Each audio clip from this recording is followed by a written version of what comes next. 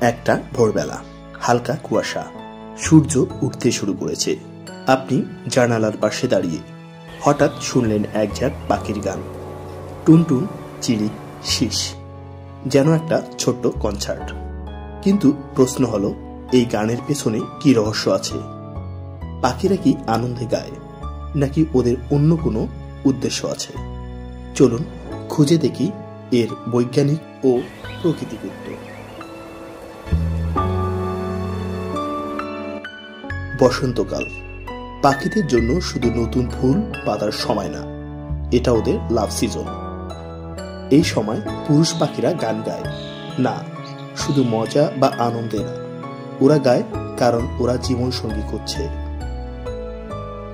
পাখির গান মানে এই জায়গাটা আমার, আমি সুস্থ, শক্তিশালী, ভালো বাবা হতে পারি, এটা ওদের প্রপোজ করার ভাষা। গভীর রাতে যখন চারপাশ শান্ত, ভোরবেলা বাতাস ঠান্ডা, কম শব্দ, তখন পাখির গলা সবচেয়ে বেশি শোনা যায়।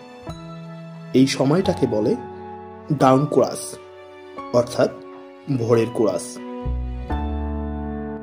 এই সময় গান দিলে অন্য পাখিরা শুনতে পায়, এলাকার দখলও ঘোষণা হয়, এমনকি এই সময় গলার ক্ষমতা যাচাই হয়। আপনি কি জানেন, এক এক প্রজাতির পাখির গান এক এক রকম, আর এক একটা সুর মানে এক একটা বার্তা। একটা সুর মানে আমি এখানে, আরেকটা মানে এই গাছটা আমার। কিছু গান শুধু প্রেমের আহ্বান। আর আশ্চর্যের কথা, এক এক পাখির গান শুনে বিজ্ঞানীরা বুঝতে পারেন সেই পাখি কতটা ফিট, কোন এলাকায় থাকে, এমনকি তার মুড কেমন। তবে গান গাওয়া মানে সব সময় লাভ না। যখন পাখি গায়, শিকারীরাও তাকে খুঁজে পায়। তবুও ভালো জীবনসঙ্গী পেতে হলে এই ঝুঁকি নিতেই হয়।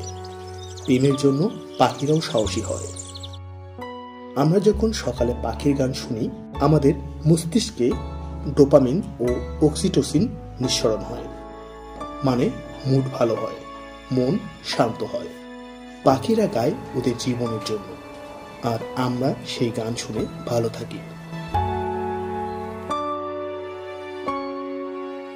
বসন্তের সকাল শুধু ফুল নয়, পাখির গানে ভরা প্রেম আর বিজ্ঞানের ছোঁয়া।